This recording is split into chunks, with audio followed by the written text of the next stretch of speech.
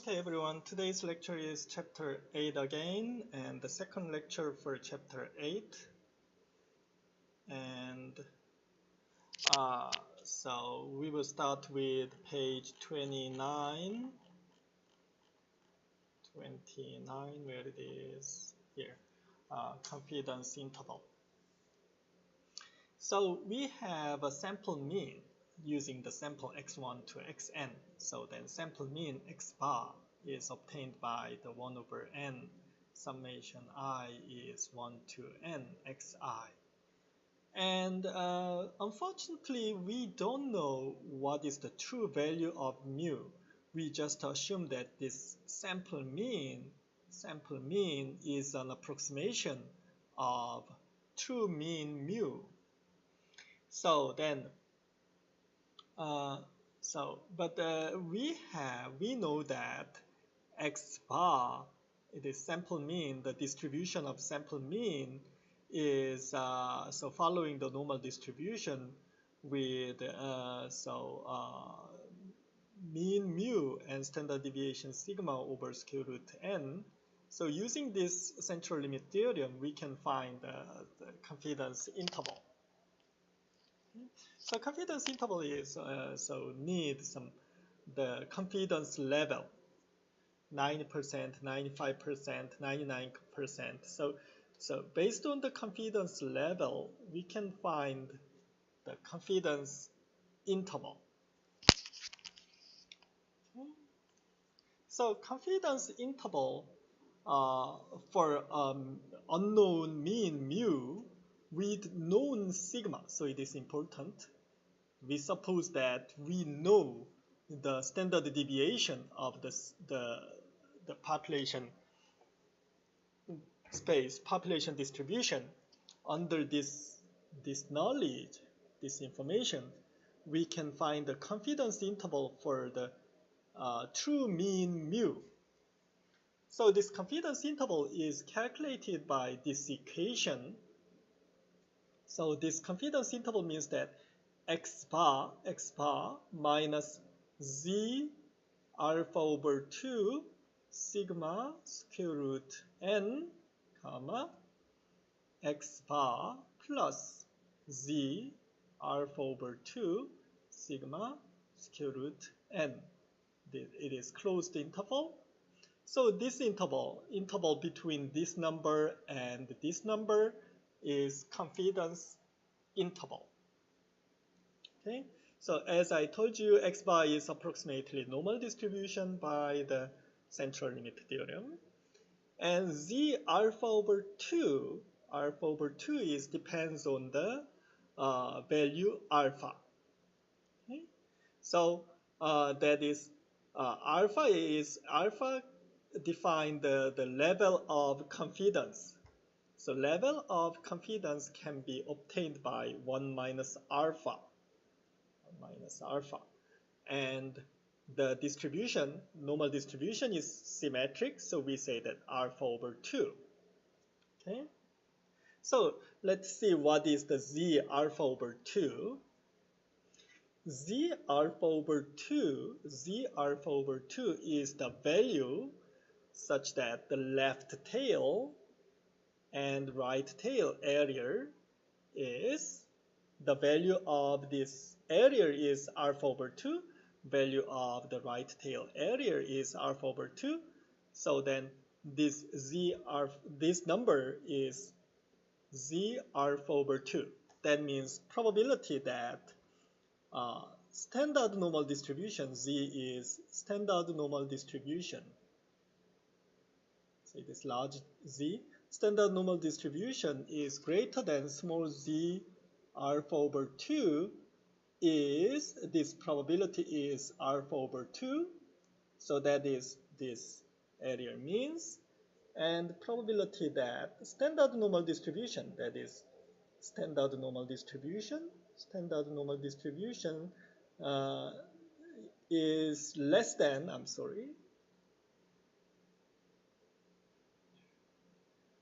less than z minus z alpha over 2 is alpha over 2. So this number is very critical.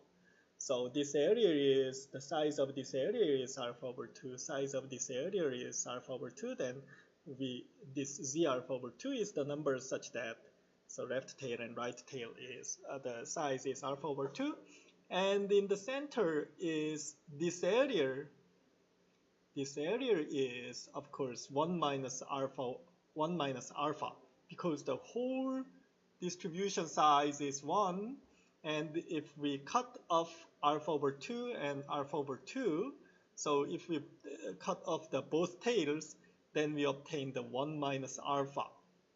This 1 minus alpha is confidence level. Okay? That is confidence level, or the level of confidence. So z alpha over 2 depends on the level of confidence. Okay? So if we have confidence level 90%, if we select 90% confidence level, then 1 minus alpha is 90%. That means alpha is 10%. So that is 0.10, 10%. So z alpha over 2 is z.10 over 2, so it is z.05. So this number is that if we have standard normal distribution, so then z 0.05, and here is minus z 0.05 covers this area 5%, and this area, size of this area is 5%, and size of in the center is 90%. So then what is this number? What is this number? If you find Appendix C, then you can find that this z 5% is 1.645. Okay, so z alpha over 2 for the confidence level 90% is 1.645. Okay, so then similarly for the 95% confidence level, we can find z alpha over 2. 95% confidence level means that 1 minus alpha is 0.95 and alpha is 0.05, and in this case z alpha over 2 is 1.960. Okay, so then 95% confidence interval.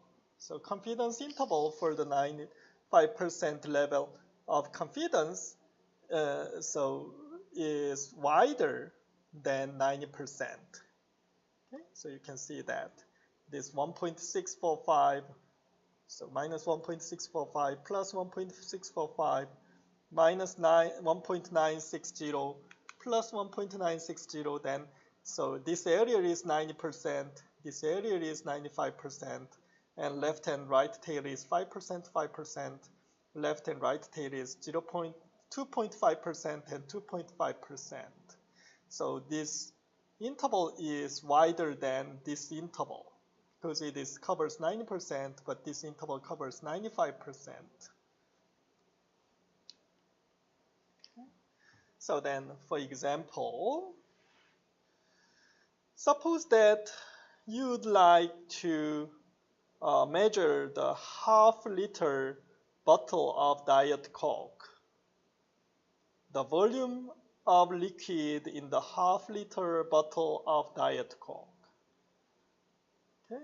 So, and we know that it is normally distributed random variable, and it is important, we know the standard deviation of the volume. So that means sigma is given as 1.20 milliliter. Okay, so standard deviation is known. This condition is very important. And you visit Walmart and bought 10 bottles of Diet Coke.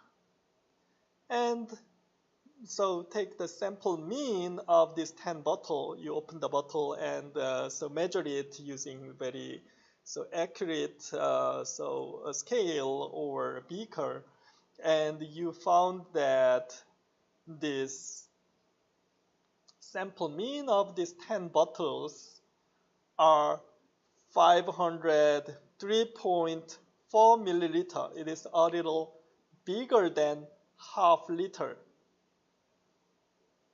A little larger than half liter. So then we assume that we don't know what is the population mean mu, but we can calculate the confidence interval for this X bar. So for the 90% confidence interval, Z alpha over 2 is 1.645.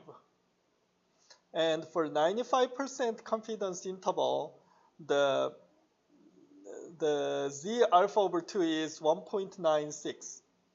And moreover, 99% confidence interval, Z alpha over 2 is 2.576.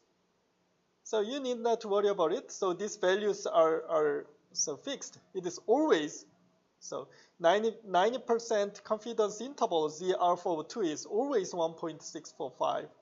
95% confidence interval, Z alpha over 2 is always 1.960.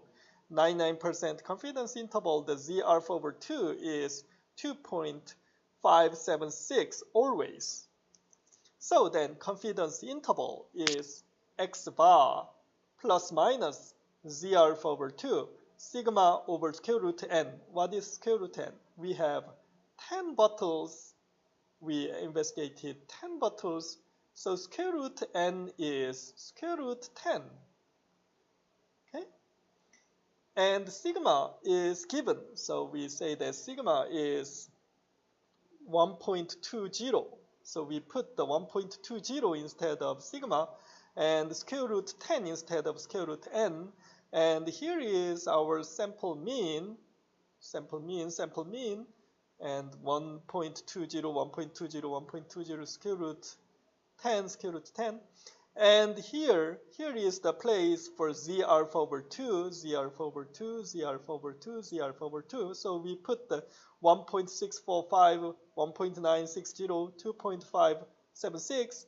Then we obtain the 90% confidence interval, 95% confidence interval, and 99% confidence interval. Okay? So then, the lower bound of all three confidence intervals are above 500. Okay? So usually we can conclude that usually the half liter Diet Coke has more than 500 milliliter. Okay? So that is confidence interval for known sigma. Okay? So confidence interval depends on the confidence level. So you can select the 95% confidence interval or 90% confidence interval. You can select 95% confidence level or 90% confidence level. But if you select larger confidence level, then the confidence interval is wider, becomes wider. So yeah, as we studied in here, so yeah. It is the confidence level is free for you, but usually the 95% confidence level is most popular.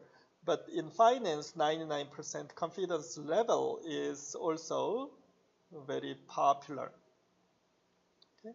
So anyway, so if you consider the confidence level 90%,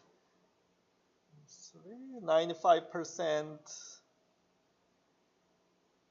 99%,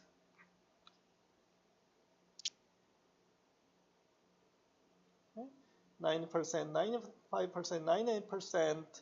So then 1 minus alpha is 0.90, 1 minus alpha is 0.95, 1 minus alpha is 0.99, alpha is 10%, 5%, 1%, and alpha over 2 is 2.5 and 0.5, and z alpha over 2 for 90% confidence level is 1.64. 95% confidence level z alpha over 2 is 1.96. 99% confidence level z alpha over 2 is 2.576. So you have to keep these numbers and use these numbers to obtain the confidence level. Okay. The meaning of confidence interval is here. Confidence interval means that the probability that unknown population mean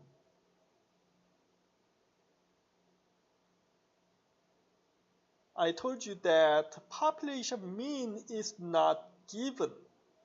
We only have sample mean. We only have sample mean. Population mean is unknown.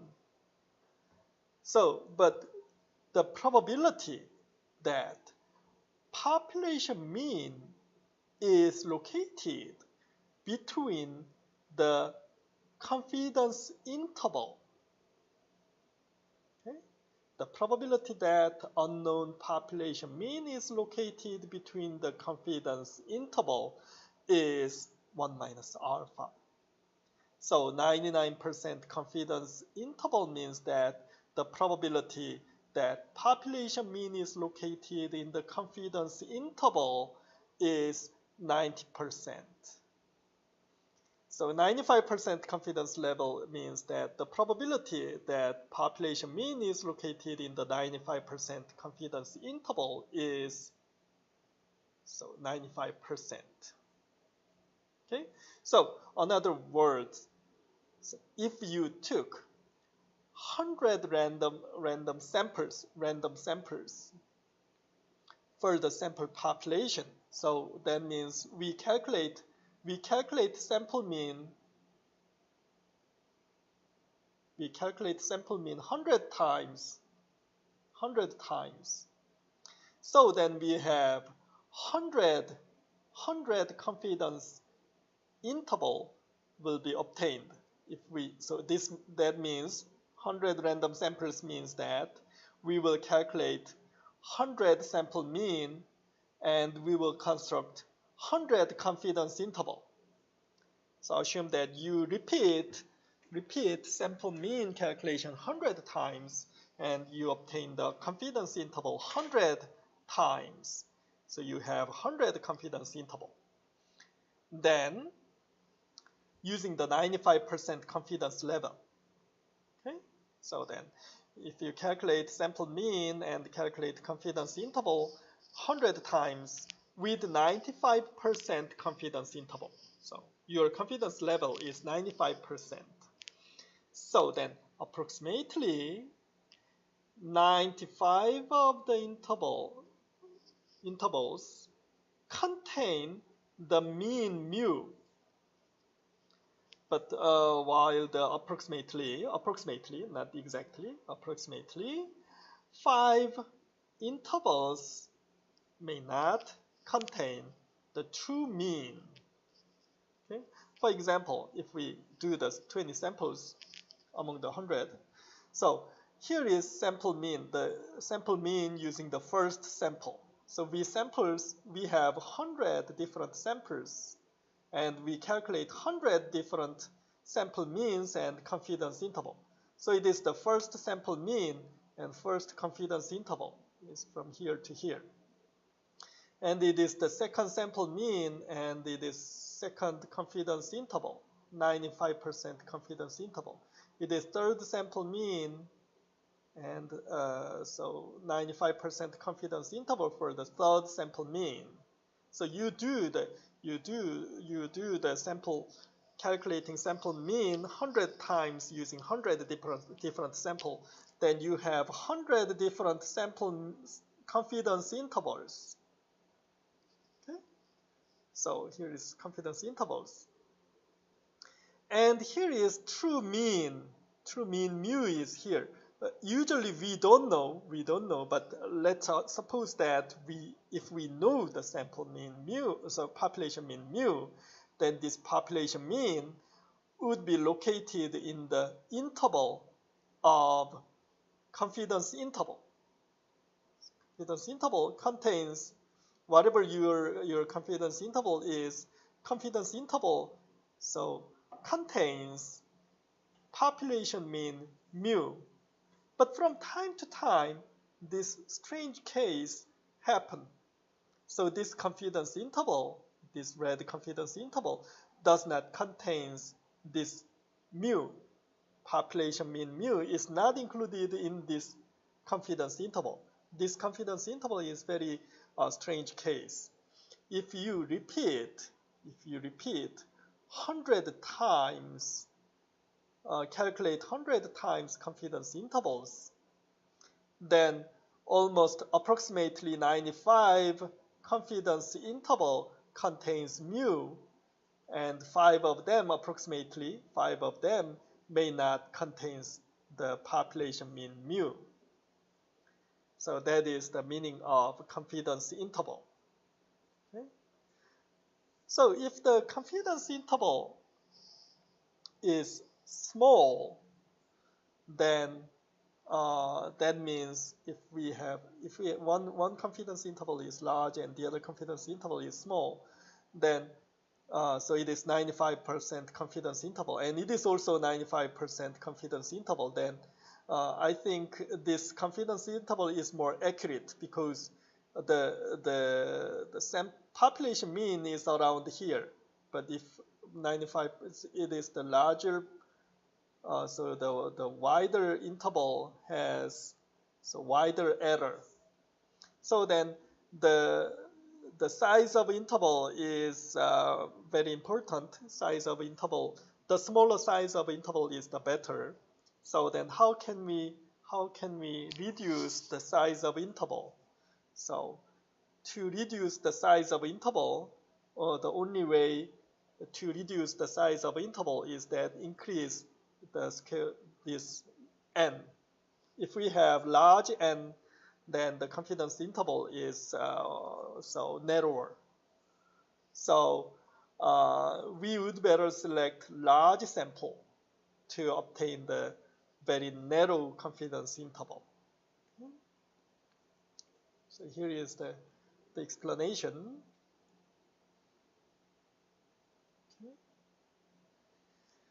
Okay.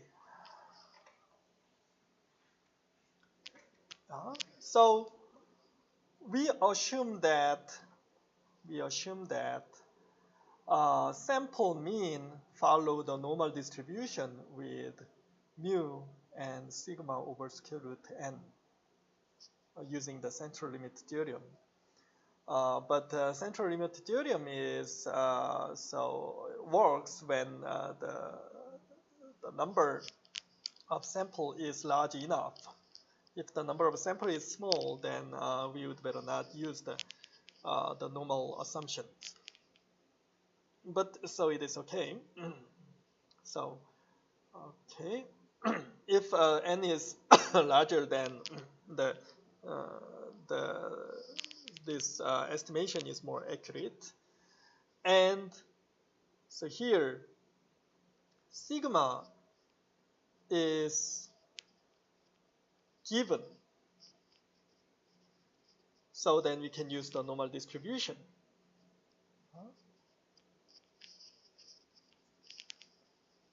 So, but when the sigma is unknown,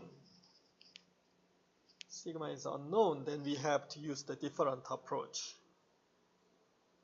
So, but it is very, so it is nonsense that, so 99% of your practical example, the population standard deviation is not given.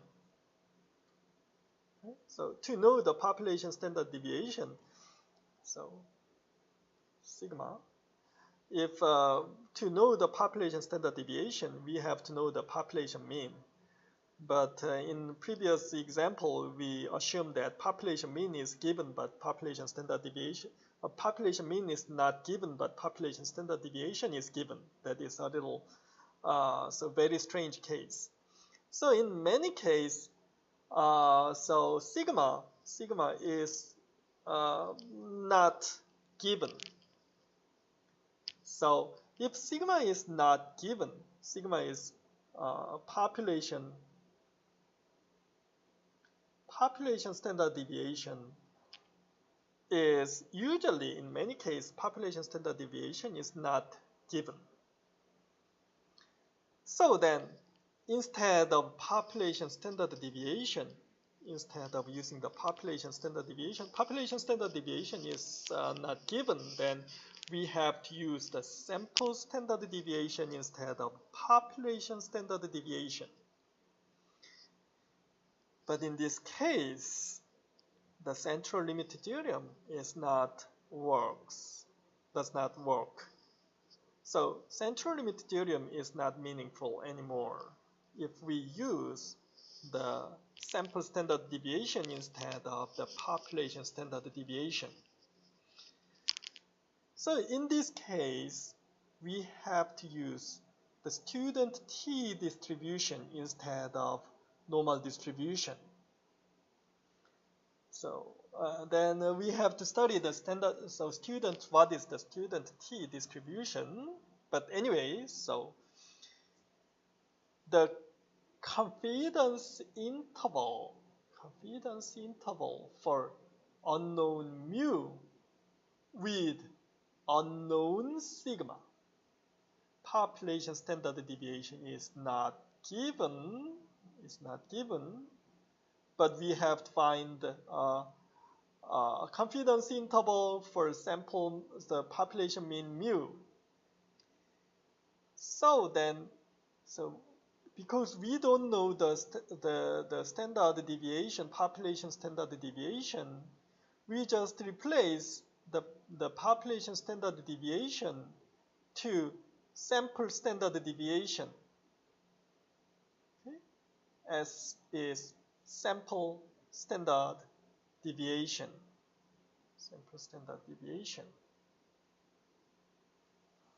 Okay, so in this case, the equation is the same, but here, so if we change the unknown sigma to sample standard deviation S, then we have to use T alpha over 2 instead of Z alpha over 2. So Z alpha over 2 is standard normal distribution critical point, but T alpha over 2 is student T distribution critical point. Okay. So T alpha over 2 is the same as the Z alpha over 2, the right tail, left tail, and right tail. The area size is alpha over 2, and the central area is 1 minus alpha. It is the same. But this distribution, this distribution is not normal. It is not normal distribution, but T distribution, student T distribution. So this distribution shape is a little different from the normal distribution. So student T distribution is actually Gosset name. So he cannot use his real name in his paper because he used his some data on his factory.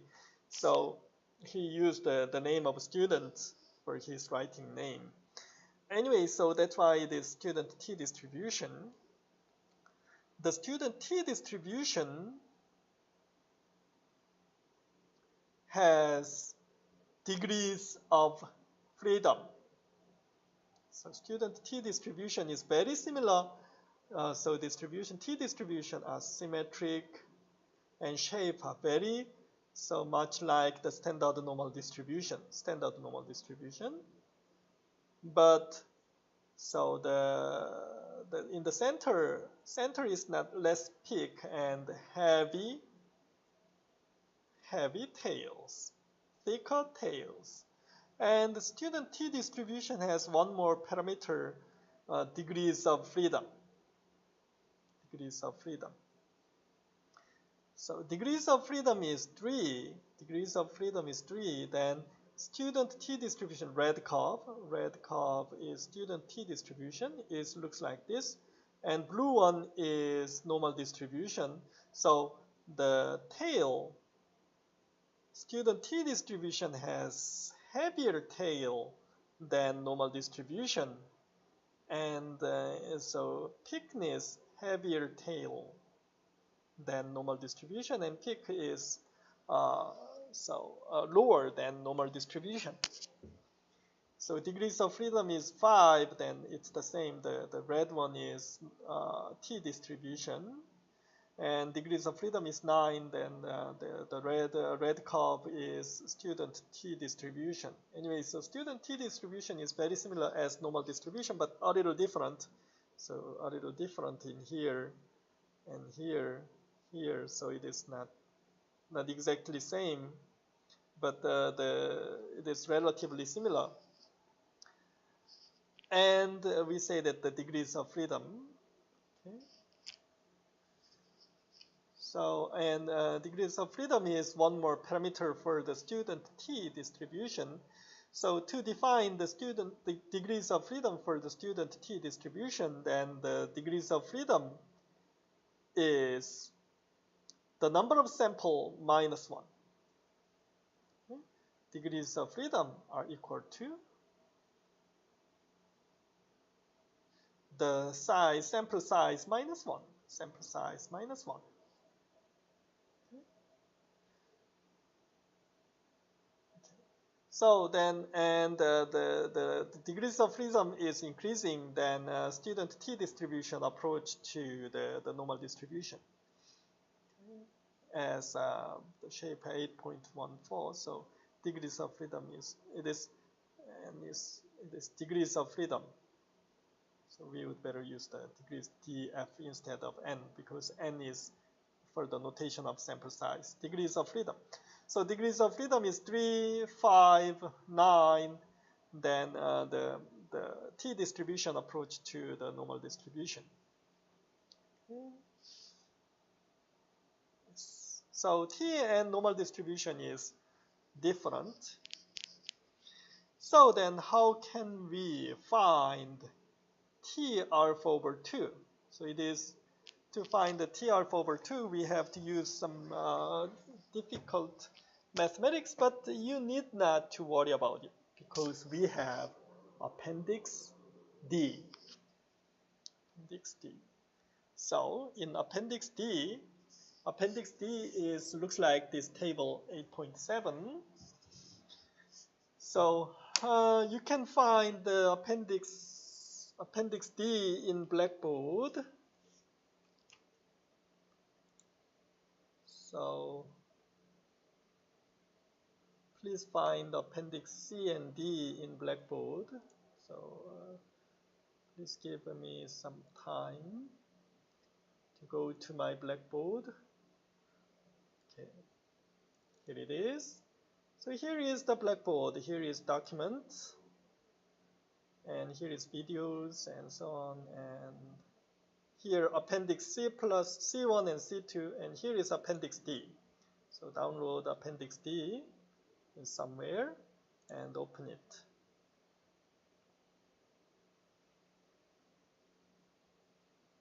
Okay. So then you have appendix D. So that is appendix D.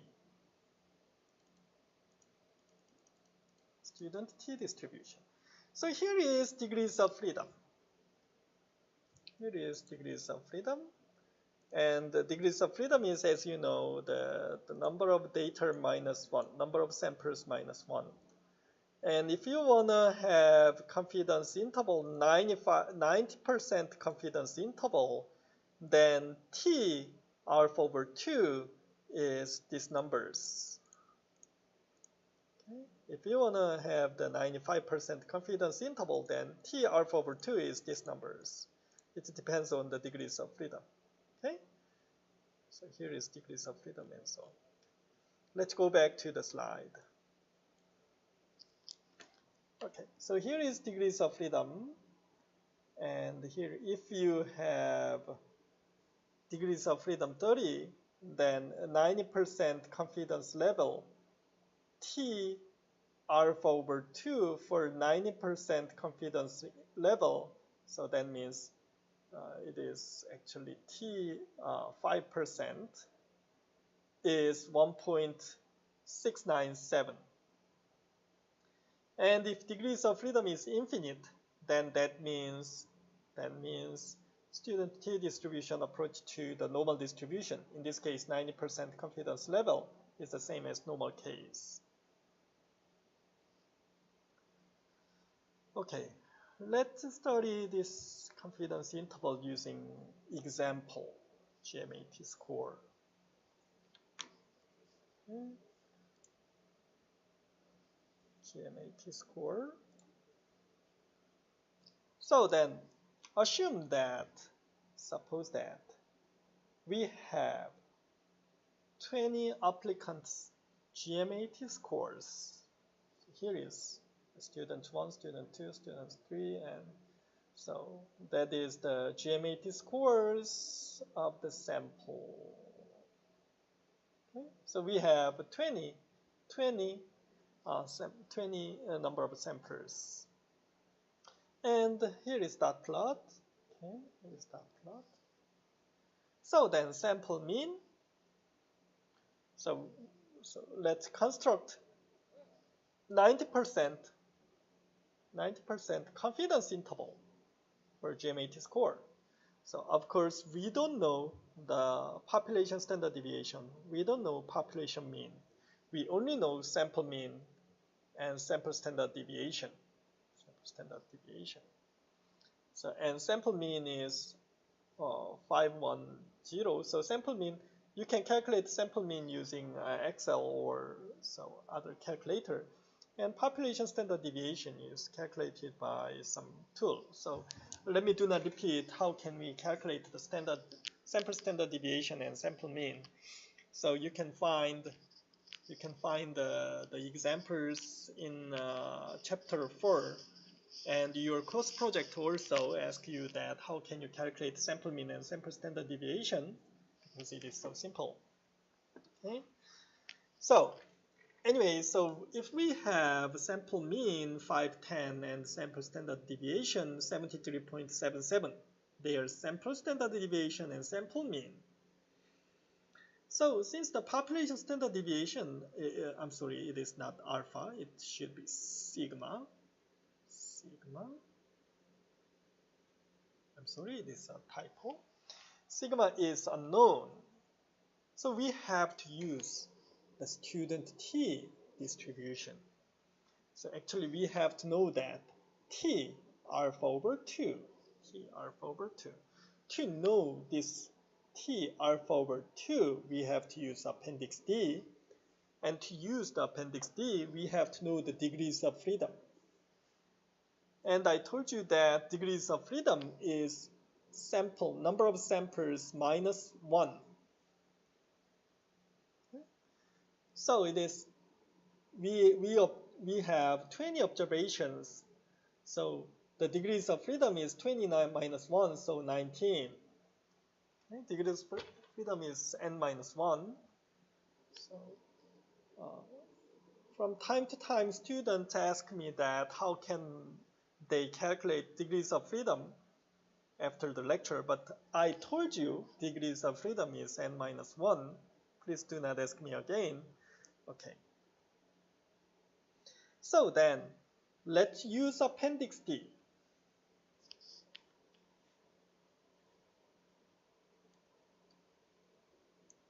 Okay.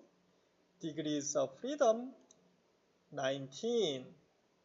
degrees of freedom 19, and confidence, what is our confidence level? 95%.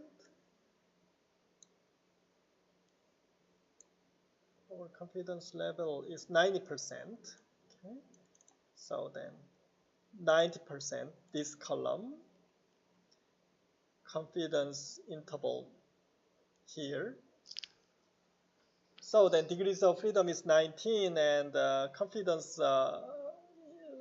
level is 90%. Confidence level is 90%.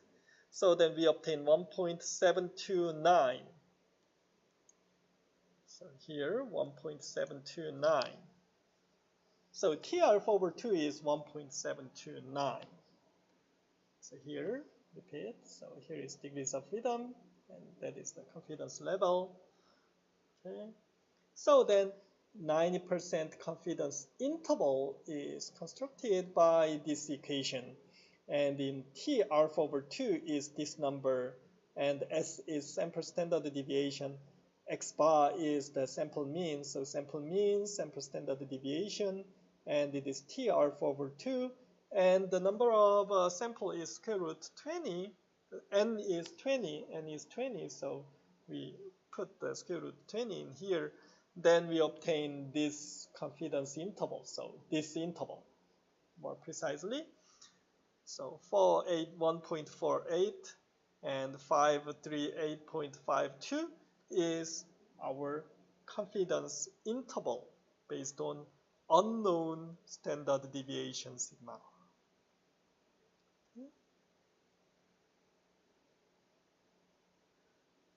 So, yeah.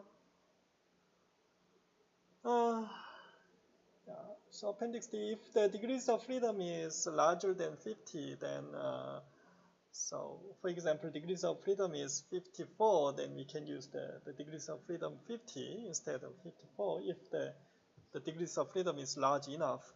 But in this case, in these days, we can use the Excel or computer, so we can calculate the T alpha over 2 using Excel.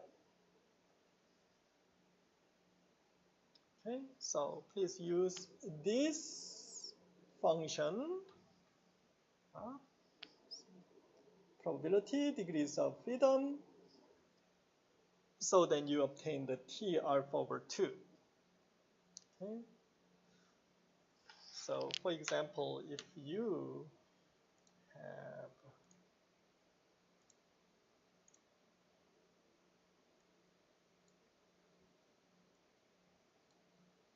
so let's use the Excel. So then you can use T distribution. So INV dot to T, and probability is if you want a 95% confidence interval, then you should put the 5% divided by 2. Okay? So then it is 0.025, degrees of freedom. So for example, if we consider that 60 degrees of freedom, then 60, so then you obtain this number. I'm sorry, so I may, no, I have to do like this. So if you wanna know that, so 2T, I consider the two-tailed, so left and right tail covers 5%, so 2.5% left and 2.5% right. So then you just use this equation, then you obtain the alpha 0.25, so T 2.5%, this number using the Excel function. Okay, so and so again, if you want a 1%, 1% confidence interval, 1% confidence interval for the 60 degrees of freedom, then the number is like this. And if you want to, so the most important thing is equation. So you have to use this equation for the 1%, 1%, so 99% confidence interval. Okay. So it is 95% confidence interval. You have to use this equation, and so on. So using Excel, we can easily calculate T alpha over 2. Okay, that's it. So today we studied the confidence interval. So we studied two confidence intervals. The first one is confidence interval if we know the population standard deviation. And the second confidence interval is that confidence interval for the sample which are not, the sample standard deviation is not given. In the case that the population standard deviation is not given, then we have to use the sample standard deviation, and in this case we have to use the t-distribution. We've studied the two confidence interval. One is sigma is known sigma, and the second is unknown sigma. So in first case, we obtained the confidence interval using this equation, sigma over square root n. But in the second case, the confidence interval is obtained by this equation, s over square root n. So where this s is sample standard deviation, not population standard deviation. And if we know the population standard deviation, then this z is normal distributed. But in this case, if we have the sample standard deviation is not given, then we have to use the student t-distribution.